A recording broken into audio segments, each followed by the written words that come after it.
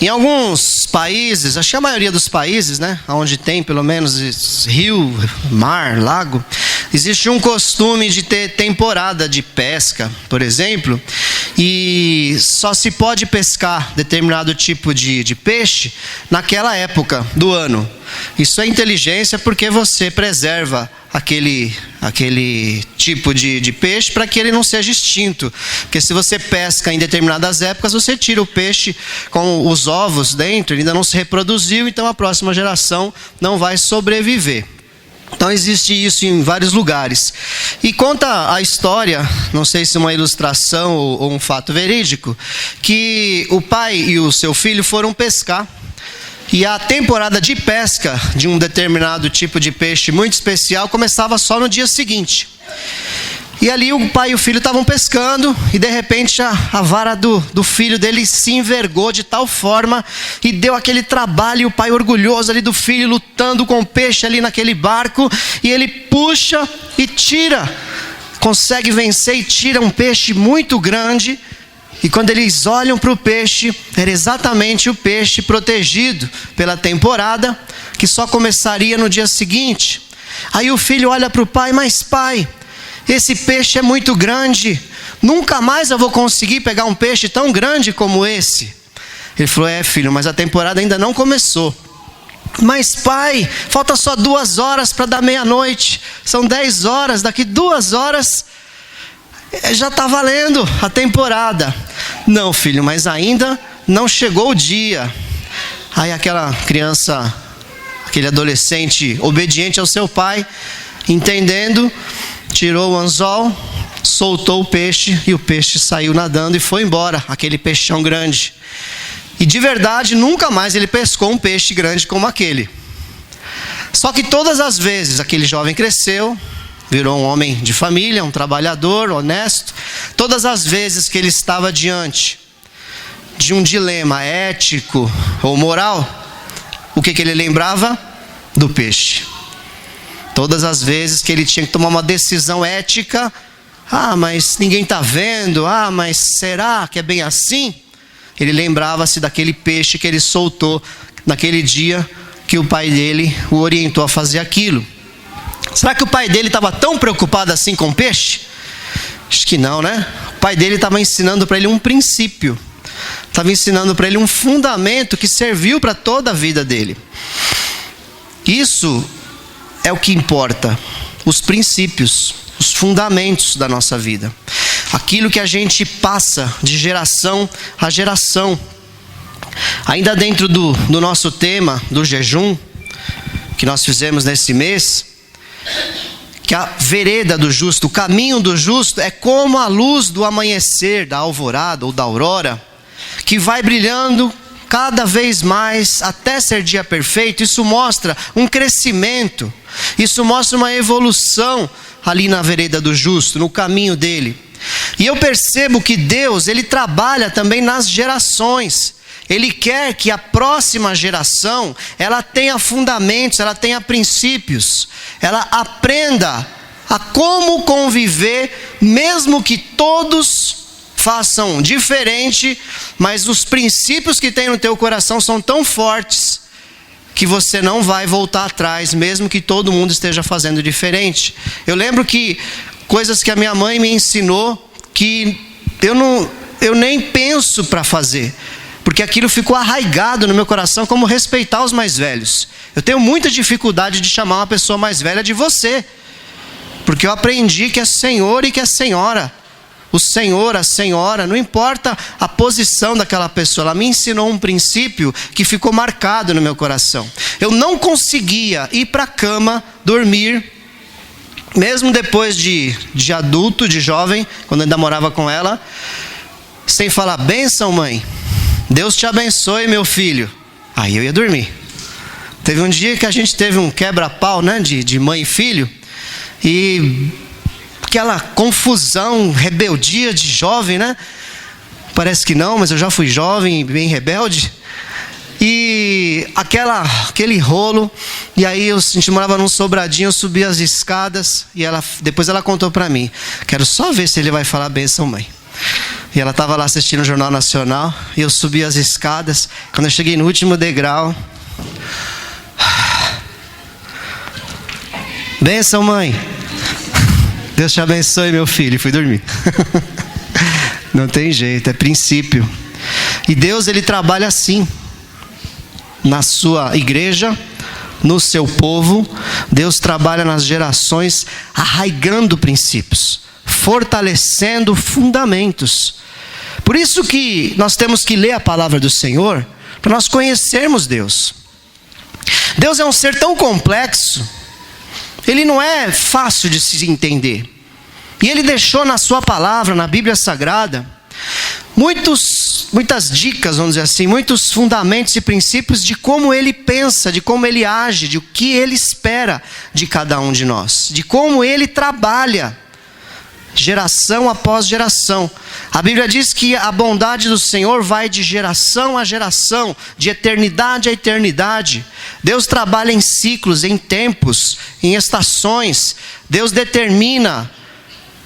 Olha só, Deus não foi à toa que Deus planejou o universo e colocou dias regulares, 24 horas num dia, 7 dias numa semana.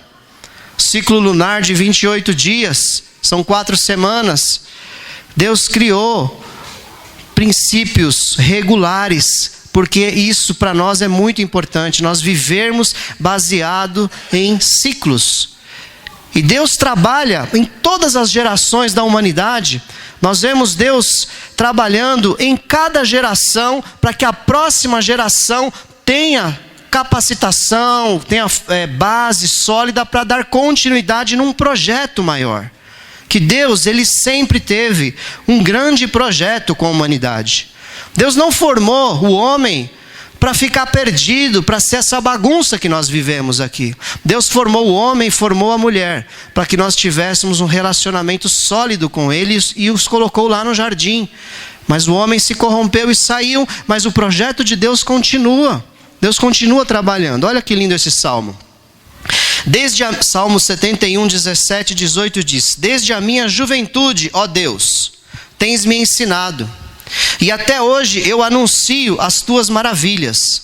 Agora que estou velho, de cabelos brancos, não me abandones, ó Deus, para que eu possa falar da tua força aos nossos filhos e do teu poder às futuras gerações.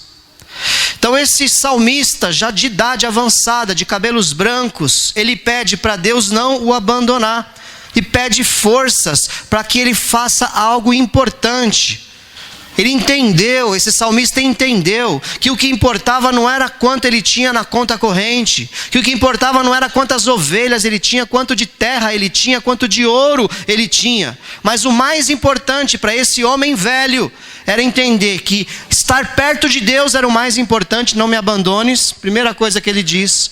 E o fruto da vida dele que ele buscava era: eu quero, Senhor, falar do teu poder aos nossos filhos, às futuras gerações. Amém? É o que importa. Daqui 150 anos, quem vai lembrar de você? Daqui 200 anos, quem vai lembrar do teu nome? Mas aquilo que nós fizermos e marcarmos a nossa geração, aquilo que você marcar nos seus filhos, e jovem, aquilo que você marcar na geração que você vive, isso vai ecoar para toda a eternidade, porque Deus não se esquece. Nunca se esquece. O poder do fundamento, o poder do princípio na sua vida. E aqui não é ser santarrão, é viver uma vida ética e moral apenas por isso. Porque tem muita gente que não serve a Deus e tem uma vida ilibada, uma vida perfeita, ética e moral. Nós estamos falando de algo além disso, muito além. O cristianismo, ele é a religião mais difícil que tem na terra, nesse sentido. Porque Deus, ele fala para que haja mudança dentro de você. Porque por fora é fácil. Todas as religiões têm ótimos princípios éticos e morais, todas, sem exceção. Só que o cristianismo, ele fala que nós temos que mudar por dentro. Porque Deus não vê como vê o homem Porque o homem vê a aparência, mas Deus vê o interior, o coração. Olha o que Isaías fala: escute-me, ó casa de Jacó, todos vocês que restam da nação de Israel, vocês a quem tenho sustentado desde que foram concebidos e que tenho carregado desde o seu nascimento, mesmo na sua velhice, quando tiverem cabelos brancos, sou eu aquele que os susterá. Eu os fiz e eu os levarei, eu os sustentarei e eu os salvarei. Deus tem um projeto, meus irmãos, desde antes de nós nascermos, até quando nós estamos já velhos, de cabelos brancos, já com a força reduzida, com as capacidades diminuídas. Mas Ele vai nos usar dentro do seu projeto geracional, geração após geração. Nós temos só que estar posicionados, entendendo o trabalhar de Deus, porque existem tempos. Se eu quiser ser já sou um avô, mas eu quero criar o meu neto como sendo filho, eu vou estar trazendo nas minhas costas uma carga que Deus não me capacitou para tê-la. Eu não estou mais no tempo de criar filhos, eu estou no tempo de mentorear filhos, de orientar filhos. E o meu filho, sim, criar o seu filho, que é o meu neto. Porque cada coisa dentro da sua geração, cada coisa dentro do seu tempo. E Deus trabalha em todo o tempo, em todas as idades. Desde a criança que mama no peito até o mais velho, tem o trabalhar de Deus ali naquela criança, ali naquela vida. Está dentro de um grande projeto de Deus. Salmo 145 fala: uma geração contará a outra geração a grandiosidade dos teus feitos. Eles anunciarão teus atos poderosos. Deus, Ele faz memoriais, Ele marca memoriais. Se nós vermos o que aconteceu ali na passagem do rio Jordão, quando Israel entra para conquistar Canaã, o rio Jordão se abre, eles passam em seco. Tem vários detalhes na história, mas não vem ao caso agora. E Deus fala: peguem cada líder de tribo uma pedra e coloque na margem, e forme um montão de pedras, de 12 pedras lá. E quando os teus filhos perguntarem: pai, o que é essa pedra aqui? O que significa isso? Você vai orientar seus filhos e dizendo: olha, Deus nos deu um grande livramento. Deus nos deu essa terra e foi com mão forte, com grandes milagres. E ali Ele ministrava ao seu filho aquela nova geração. Ele falava para ela a respeito do Deus poderoso que os trouxe até aquele momento. Porque é fácil, né? Às vezes a gente pega as coisas já tudo pronta. A gente pega as coisas já, alguém que já ralou, alguém que já sofreu, alguém que já arrancou toco, como diz, para construir ali naquele lugar. E esquece. Está tudo fácil, está tudo fluindo, mas teve alguém que trabalhou, teve alguém que viveu algo, uma experiência que para mim está fácil, eu estou recebendo pronto já.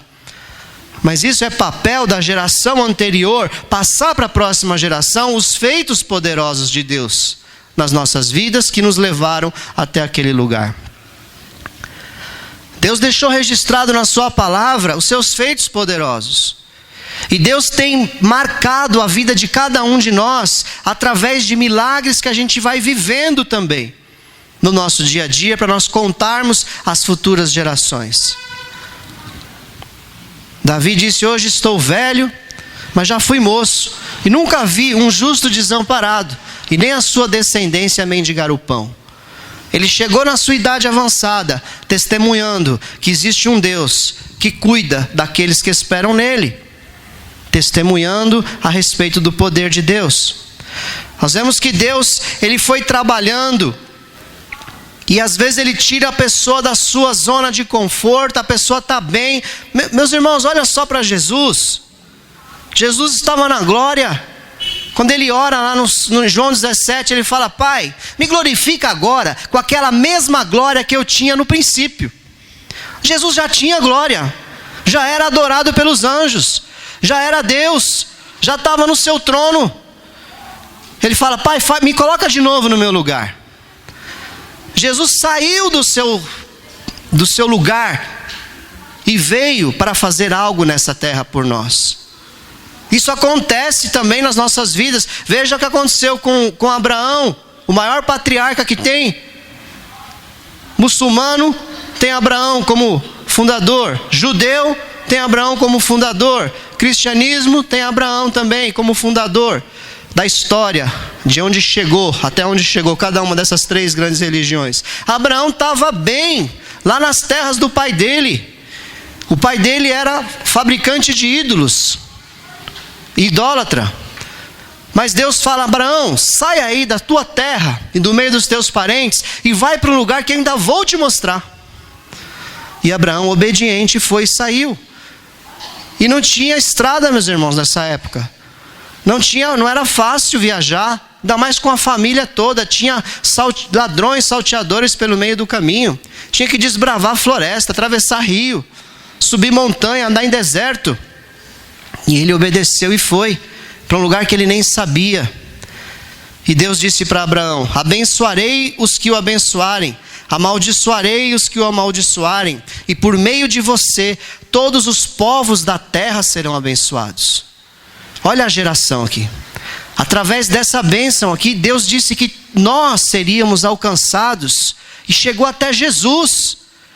Descendente dele chegou até ele, e nós hoje só estamos aqui falando e tendo comunhão com o Pai, porque um dia um homem decidiu obedecer a Deus e saiu do seu lugar de conforto e foi obediente à voz celestial. Porque esse homem entendeu as gerações, assim como Jesus entendeu. Foi obediente ao Pai. Obediente até a morte, diz a palavra do Senhor em Filipenses. E morte de cruz. Porque fazer aquilo que é fácil, eu faço. Agora, o desafio está quando é difícil. Quando você não quer. Quando você não entende. Quando você não faz a menor questão. Está tudo bem, Senhor, não mexe comigo não. Me deixa aqui no meu canto, me deixa aqui no meu lugar. E aí o tempo passa e você deixa de fazer aquilo que é a vontade de Deus. E a próxima geração vai ser prejudicada por falta de posicionamento da geração anterior. Como o Silas falou na ministração aqui, Deus levanta outro. Deus levanta outro. Porque o plano de Deus nunca pode ser impedido. Diz a palavra o quê? Agindo Deus, quem impedirá?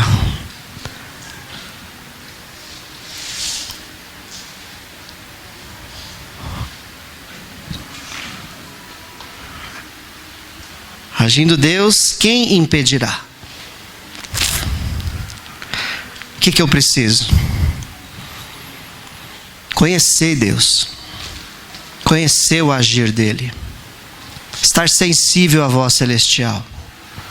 Entender, Deus, o que eu tenho que fazer nessa geração para marcar a próxima geração. O que eu tenho que fazer, Deus, para marcar os meus filhos, os meus netos, bisnetos, as pessoas ao meu redor que nem parentes são. Qual é o meu propósito? Qual é o meu chamado? Deus vai trabalhar na sua geração, mas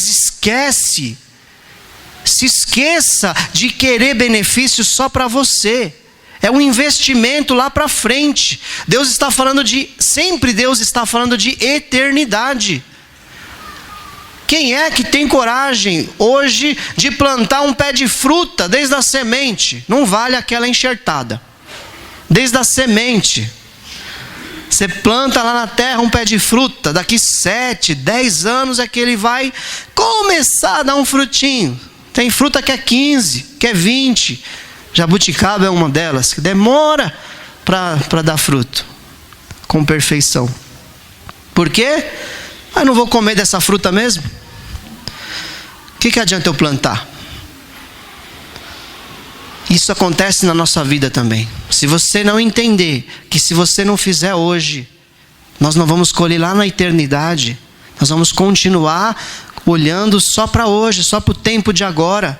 esquecendo que Deus ele trabalha conosco hoje, visando a eternidade. E Ele deixou nas Escrituras Sagradas exemplos de que Ele age dessa forma. Olha só. Olha o que Deus fala de Jesus. Romanos 1. Paulo, servo de Cristo Jesus, chamado para ser apóstolo, separado para o Evangelho de Deus. Esse homem aqui era outro. Estava tudo bem na vida dele. Status social, riqueza, religiosidade acima da média, altissimamente assim, vamos dizer, judeuzão mesmo, aquele fiel. E saiu de toda essa glória, vamos dizer assim, humana, e entendeu o chamado de Jesus e foi ao seu encontro. Mas enfim, voltando aqui, ele fala que foi chamado por Jesus, o qual, o Evangelho foi prometido por Jesus de antemão, por meio dos seus profetas, nas Escrituras Sagradas, acerca de seu filho, que como homem era descendente de Davi, e que mediante o Espírito de santidade foi declarado Filho de Deus, com poder, pela sua ressurreição dentre os mortos, Jesus Cristo nosso Senhor. Então Jesus já vem sendo prometido desde o começo de Gênesis. Quando o homem cai no pecado, Deus fala: olha, da semente da mulher nascerá um que pisará a cabeça da serpente. Desde a queda, Deus já profetiza Jesus, e você vem encontrando Jesus em todos os profetas. Nos Salmos, você vem vendo as promessas de Deus sendo manifestadas, porque Deus ia fazer e Ele vai fazer mais ainda. Porque Jesus já veio, já consumou o plano de redenção, só que não terminou. Ele ainda vai voltar em glória, não mais humilde como um homem, agora pequeno, sendo rejeitado. Não, agora Ele vem cheio de poder e glória para resgatar a sua noiva, a qual Ele trabalha diariamente por ela. Ele vai voltar. E foi profetizado nos profetas e no Novo Testamento a respeito dele. As Escrituras, elas são fundamentais para nós entendermos o projeto de Deus e andarmos na vontade dele. O achismo, ele tem destruído muita gente. A pessoa: não, mas eu entendo de tal forma, eu vivo assim porque eu acredito assim. Mas o que a Bíblia diz a esse respeito? Mas a Bíblia é um livro comum, um livro escrito por homens. Foi um livro escrito por cerca de 40 homens, inspirados por Deus, e deixaram registrado aqui a vontade de Deus para nós cumprirmos nessa terra. Um livro perseguido, um livro que foi muitas vezes queimado, mas Deus não permitiu que esse livro fosse esquecido, abandonado e destruído, porque nesse livro nós temos o coração de Deus para a humanidade. E aqui ele diz para Timóteo ainda: porque desde criança, Timóteo, você conhece as sagradas letras, que são capazes de torná-lo sábio para a salvação, mediante a fé em Cristo Jesus. Toda a Escritura é inspirada por Deus e útil para o ensino, para a repreensão, para a correção e para a instrução na justiça, para que o homem de Deus seja apto e plenamente preparado para toda boa obra. Nós encontramos aqui na palavra do Senhor todo o ensinamento a respeito da sua família, do seu trabalho, do seu relacionamento com as pessoas, do seu relacionamento com Deus, a respeito do inferno, a respeito do céu, a respeito da salvação, a respeito dos projetos de Deus para toda a humanidade. Estão escritas neste livro e acessíveis a cada um de nós. Examine as sagradas letras, porque elas são capazes de torná-lo sábio para a salvação em Cristo Jesus, mediante a fé. Examine as Escrituras. Isso faz parte do crescimento da vereda do justo. Hoje eu conheço um pouco mais do que eu conhecia ontem. O sol está um pouco mais alto na minha vida hoje, até chegar dia perfeito. E não é através da nossa própria força, mas através da orientação das Escrituras Sagradas.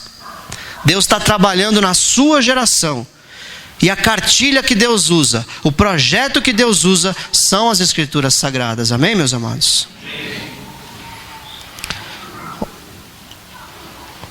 E não adianta só estudar a palavra de Deus, porque tem gente que conhece a Bíblia, sabe até versículo de cor, mas como esses homens aqui que Jesus repreende, eles liam a Bíblia, estudam cuidadosamente as Escrituras, João 5,39, porque pensam que nelas vocês têm a vida eterna.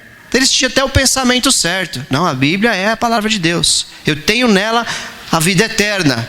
E Jesus fala, e são as Escrituras que testemunham a meu respeito. Essa é a grande chave das Escrituras Sagradas. Quando você lê de Gênesis a Apocalipse, se você não focar em Jesus, perdeu o sentido. A Bíblia Sagrada, ela é escrita focando, convergindo para Jesus. Tudo que Deus projetou é Jesus. Diz a palavra que tudo foi feito por Ele e para Ele, e sem Ele nada do que foi feito se fez. No princípio ele era o Verbo estava com Deus e ele era Deus. Jesus está sempre em todos os lugares, em cada versículo da palavra do Senhor. Você vai, naquele contexto, você vai entender que Deus está te ensinando quem é o Filho dele, qual é o projeto dele executado através do Filho dele. E lá em Coríntios fala que vai chegar um dia que Jesus vai colocar todos os inimigos de Deus debaixo dos seus pés. Não me lembro agora qual é o capítulo e versículo, mas está em Coríntios. Vai colocar todos os inimigos debaixo dos seus pés, e aí Jesus devolve ao Pai toda a glória, e o Pai será um em todos. O Filho se submete ao Pai, no sentido de quem está à frente executando todas as coisas. Então Jesus, ele é o segredo, é a chave para você entender as Escrituras Sagradas. Por isso, como o pastor Rosni falou na pregação semana passada, nós vemos tanta pregação confusa e distorcida. Porque olha, como ele até citou, a bênção de Abraão. Olha para a bênção de Abraão e aplica em si. Só que a bênção que Deus colocou é para toda a geração que vai para Jesus, na verdade. É Jesus que é o abençoador de Abraão. É Jesus que abençoa a sua igreja. É em Jesus que vai se consumar todos os planos e os projetos de Deus.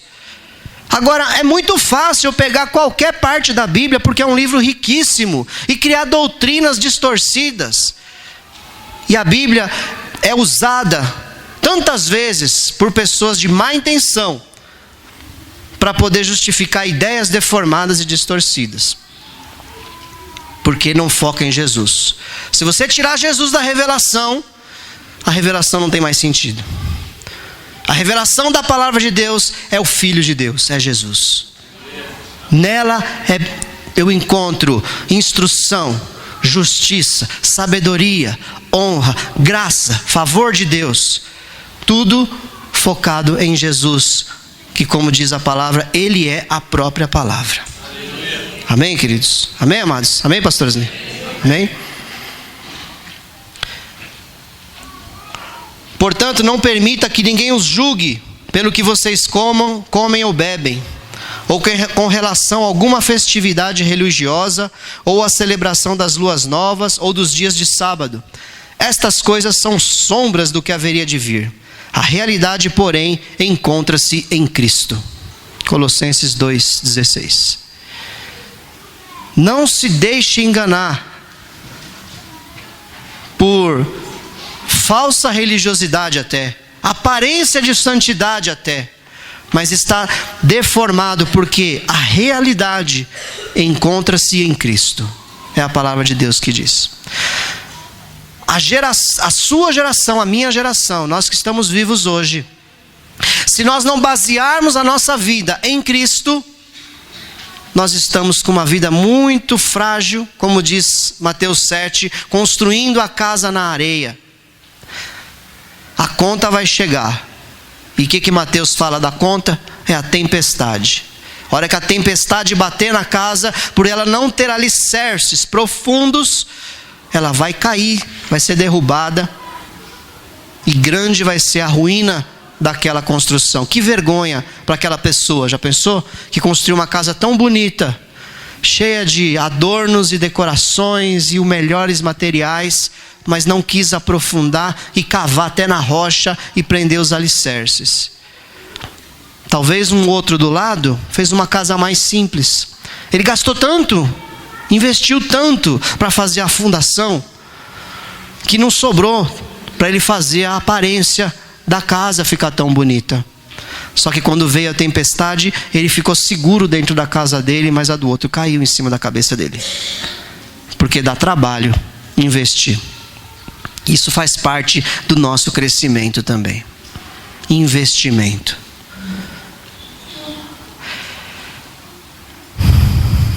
Nós encontramos na palavra de Deus os exemplos de erros e de acertos dos homens de Deus. Deus não escondeu nada. Ele deixou revelado aqui até coração podre de homens e mulheres que não eram sinceros com Ele. Está escrito na palavra, para nós não repetirmos aqueles erros. E deixou os acertos, para nós procurarmos repetir também. Diz em Coríntios 10, 6, essas coisas, aquela destruição que veio sobre Israel, ocorreram como exemplos para nós, para que não cobicemos coisas más como eles fizeram. Muito bem. Como que você lê a palavra do Senhor? Como espelho, como análise para se autocorrigir, ou podemos ler para ter conhecimento apenas, podemos ler para prosperar, e se aplicar os princípios que ela traz, vai prosperar. Porque princípio não muda, independente da motivação. Ou nós olhamos para a palavra de Deus e com temor, nós entendemos que Deus é um fogo consumidor. Nós entendemos que Deus é amoroso e longânimo para conosco, porém vai chegar o dia da prestação de contas. Nós entendemos que Deus ele tem o melhor para cada um de nós, que Ele tem um projeto maior do que o seu projeto. O projeto de Deus, pode ter certeza, não falha. O projeto de Deus ele é eterno. E ainda que você não veja hoje o fruto que você gostaria de ver, mas se você tem convicção, se você anda em relacionamento com o Pai, com o Filho e com o Espírito Santo, você tem convicção de que você está no centro da vontade de Deus, você vai declarar, assim como Jó no meio daquela luta, daquela tribulação, Deus deu, Deus tirou, louvado seja o nome do Senhor. Você não liga, claro que liga, não, acho que essa palavra é muito forte, a gente liga para os problemas, mas aquilo não te paralisa, aquilo não te abala ao ponto de você desistir. Você continua porque você entende que Deus tem um projeto na sua vida. Vai ter momento que você vai orar a Deus, vai falar: Deus, está difícil, Senhor, a minha geração, eu não estou conseguindo ainda, Senhor. Olha, eu falo, Senhor, eu ministro a palavra, mas estão me perseguindo. Jeremias falou: Senhor, está forte demais a perseguição, Senhor. Me jogaram num poço de lama, eu fiquei lá, quase morri afogado na lama, Senhor. Está difícil para mim. Mas aí Deus vem e consola e conforta e dá o livramento. E depois vem a honra. Para cada dia de vergonha, dupla honra. Só que às vezes não chega aqui. Sabe a história de Lázaro, aquele mendigo? A honra dele não chegou aqui. A única honra que ele tinha aqui era um cachorro lambendo as feridas dele.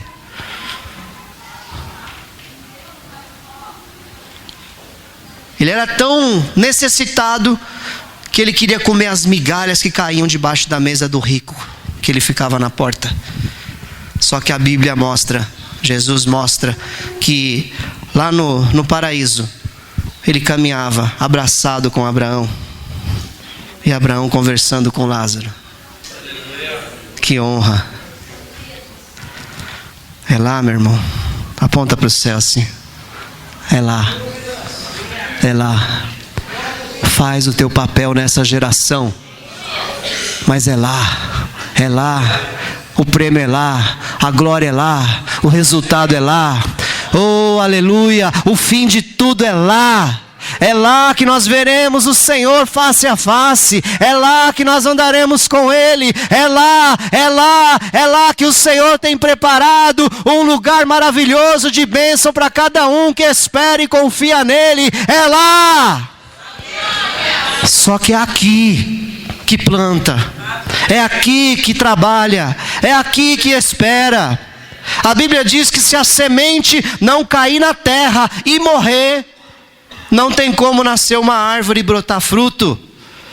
Tem que matar. Nós somos a semente. Tem que matar o seu próprio eu e jogar para que a sua geração e a próxima seja um testemunho do poder de Deus. Nesse projeto de geracional, Deus trabalha em cada um de nós. Olha só. E nem sempre é gostoso, como eu já falei. Estou convencido de que aquele que começou boa obra em vocês vai completá-la até o dia de Cristo Jesus.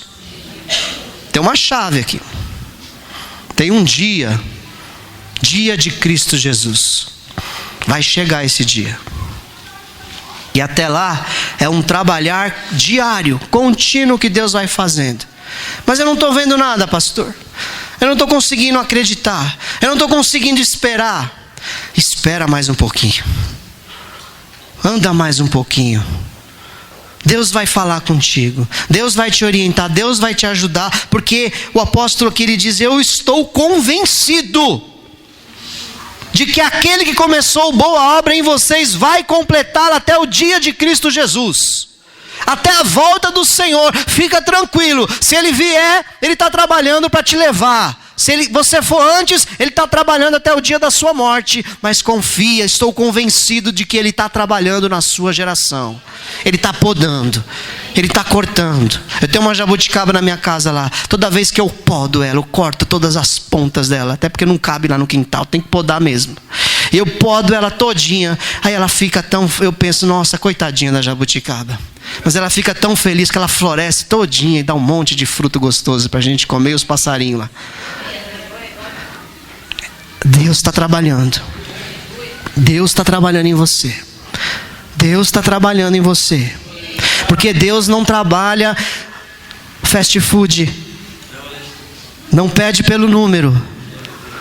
Você não vai colocar aquela coroa de rei do Burger King e já sair satisfeito. Deus trabalha na sua geração.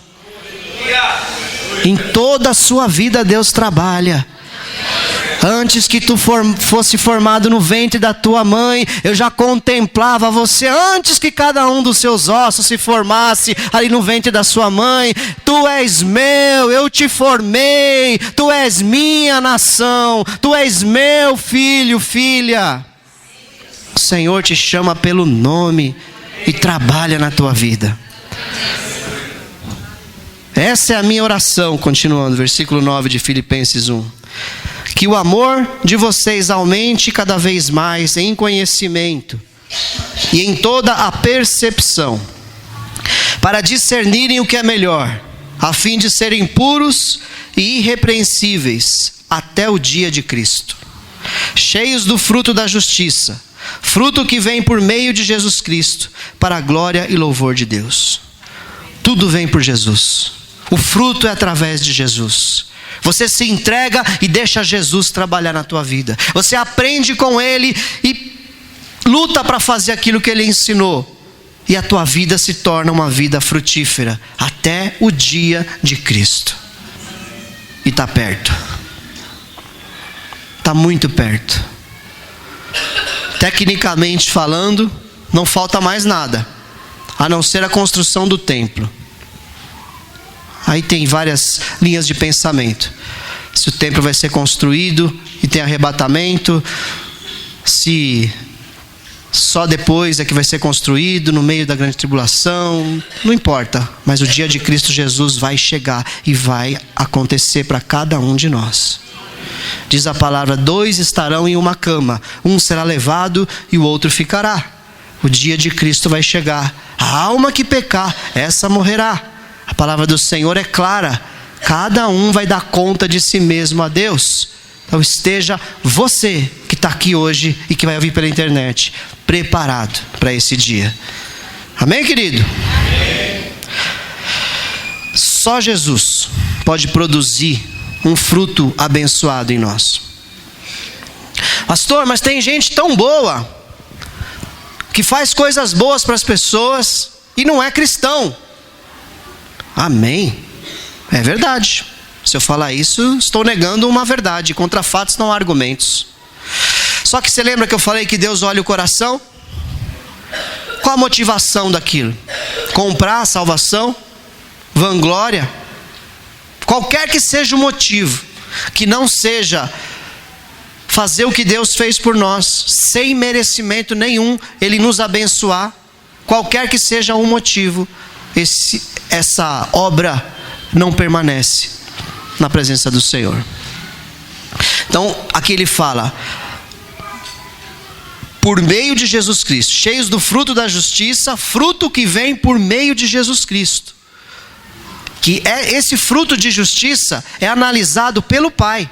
É o Pai quem é o juiz. É Ele quem julga esse fruto, se esse fruto permanece ou não permanece daquilo que você fez na sua geração.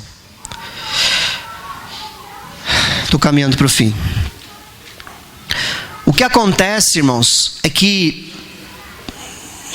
existe um tempo que nós vivemos, que a palavra grega é aion, que ele é usado para falar dessa geração, não a geração de 80 anos que a gente vive, a geração, esse tempo, o tempo em que as trevas têm dominado a terra, o tempo em que entrou o pecado no mundo. Tem um momento do final da vida de Paulo que ele escreve dizendo assim: Tíquico foi para Éfeso, Demas, amando o presente século, amando este tempo, amando este aion, me abandonou e foi embora. Um homem que era um cooperador fiel de Paulo, viajou várias vezes com Paulo, mas em determinado momento ele esquece de tudo, ele não espera mais o dia de Cristo, ele não quer mais saber, ele quer curtir a vida e vive esse tempo. Esse tempo é sedutor. E não importa se é jovem ou se é velho, não importa. Esse tempo seduz cada um de nós nas nossas fraquezas. Ele oferece a nós algum meio de conforto, alguma solução de prazer, alguma glória passageira que não é baseada na palavra do Senhor. E aí Demas, amando este presente século, abandona o seu amigo, seu mentor, o apóstolo Paulo, e ele fica sozinho fazendo aquela obra lá. E esse tempo vai terminar um dia. Quando é esse dia? O dia de Cristo. Quando Cristo vier, será estabelecido um novo tempo. Você percebe que Deus trabalha em gerações? Deus trabalha nesse tempo para tirar daqui aqueles que o adoram, aqueles que se submetem a Ele, para nos transportar. Nós vamos ser transportados desse tempo para um novo tempo. Agora um tempo onde o pecado não terá mais domínio.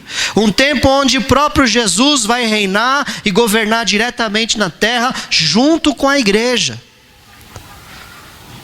Esse é o nosso alvo. É para isso que nós estamos estudando aqui na terra. É para isso que você está sendo trabalhado aqui na terra. Para o seu currículo celestial chegar lá naquele tempo novo e diante de Deus Ele vai te promover e você vai trabalhar lá naquele tempo, porque aqui é passageiro, é rápido. Podemos desfrutar das coisas que Deus criou, podemos ter alegria, ter as coisas aqui, só que lembre-se, tudo isso é passageiro. Todas as coisas vão passar, disse Jesus, mas a minha palavra permanece para sempre, disse Jesus. Então, é um péssimo investimento se você focar a tua vida nesse tempo. É um péssimo. Vai quebrar.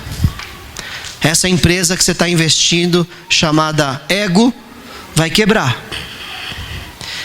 E não tem fundo garantidor de crédito que te ajude. Não tem jeito, vai quebrar. Agora, se você tem a sua vida firmada no Senhor, pode vir tempestade, pode vir terremoto, furacão, pode perder tudo, pode perder a saúde, pode perder os amigos, pode perder tudo. Mas o teu lugar na glória está preparado lá e ninguém tira de você. Ninguém tira. Versículo 19. Sei que o que me aconteceu resultará em minha libertação, graças às orações de vocês e ao auxílio do Espírito de Jesus Cristo. Aguardo ansiosamente e espero que em nada serei envergonhado. Pelo contrário, com toda a determinação de sempre, também agora Cristo será engrandecido em meu corpo, quer pela vida, quer pela morte, porque para mim o viver é Cristo e o morrer é lucro. Teoricamente, ele foi desonrado, o apóstolo Paulo. Em tese, ele não conseguiu colher, porque depois, na sua última prisão, da sua última carta, segundo Timóteo, ele foi degolado, foi cortado o seu pescoço e ele morreu. Ainda tinha muitos anos pela frente ainda, poderia fazer bastante coisa. Só que ele tem essa chave para nós aqui. Cristo será engrandecido em meu corpo, quer pela vida, quer pela morte. Porque ele entendeu que o tempo dele não era o aion, este século, que o tempo dele era o próximo, era a eternidade. Então mesmo que você morrer, meu irmão, minha irmã, se você estiver na presença do Senhor, até a sua morte vai glorificar aquele que vive para sempre. Porque o viver para crente é Cristo. E o morrer para crente é lucro. Como eu falei outro dia aqui, crente não morre, crente é promovido. Crente não morre, crente é promovido. Receba a promoção na sua vida, amém, querido? Então, resumindo, entenda o tempo que você vive e o que você faz da sua vida. Entregue a tua vida ao Senhor de verdade. Entende que esse tempo não vale a pena. Você investir nessa empresa mundo, investe na empresa celestial. Seja prudente, porque nós estamos vivendo em guerra. O tempo todo o nosso adversário, ele quer te destruir, ele quer tirar você dos caminhos dele, ele quer te seduzir. Entenda que a sua geração, ela está muito vulnerável, e a cada dia vai ser mais vulnerável ainda, porque a Bíblia diz que ele sabe que o tempo dele é curto. Então Satanás tem trabalhado para destruir a igreja, para destruir as gerações, destruir a família, para que a próxima geração não conheça mais Deus. Então seja prudente. 1. Entende o tempo que você vive. 2. Seja prudente porque estamos em guerra. 3. Viva hoje, mas lembre-se que o que realmente importa é a eternidade. E 4. Examine-se, pois o homem é a si mesmo. Hoje eu estou brilhando mais do que ontem? A vereda do justo é como a luz da alvorada, que vai brilhando mais e mais até ser dia perfeito. Hoje eu estou brilhando mais do que ontem, não brilhando para a glória dos homens, mas brilhando para a glória de Deus. Examine-se que você não vai errar. Coloque a sua vida na presença do Senhor, examinando-se segundo esse espelho, palavra do Senhor. Olhando para essa palavra, encontrando Cristo, de Gênesis a Apocalipse. Encontre Cristo aqui e aplique na sua vida, examinando-se diariamente, e assim participe da grande ceia do Senhor, que é viver em comunidade. Amém, querido? Feche seus olhos. Senhor, eis-nos aqui diante da tua palavra. Somos pequenos, fracos e falhos, Senhor. Não somos maiores do que ninguém, nem melhores do que ninguém. O Senhor aqui é o centro. O Senhor, oh Deus, é tudo na nossa vida. A tua palavra é a única verdade absoluta. não aquilo que nós achamos ou pensamos. Nos ensina, segundo a tua palavra, a entender o seu trabalhar na nossa geração, a entender o seu trabalhar nas próximas gerações através de nós. Senhor, nos ajuda a discernir, Pai, a luta que nós vivemos nesse tempo, e que nós possamos ser, Pai, agentes do reino de Deus, para lutar contra as trevas, Senhor, diariamente, e implementar o teu reino, Senhor, ó Deus, naqueles que estão ao nosso redor. Em nome de Jesus, pois eu estou convencido, como o apóstolo Paulo, que o Senhor está trabalhando em cada um de nós, até chegar o dia de Cristo, até o dia perfeito, até o dia que o Senhor vai nos resgatar. Nos ajuda, Senhor, a esperar até esse grande dia, pois de nós não é possível, de nós mesmos não há forças, de nós mesmos não há sabedoria. Mas o Senhor é toda a fonte de sabedoria. Mas no Senhor nós temos toda a força para permanecer de pé no meio, Senhor, dessa instabilidade que nós vivemos. Pai, em nome de Jesus, que o teu Espírito possa falar mais profundo a cada coração, em nome de Jesus. Amém.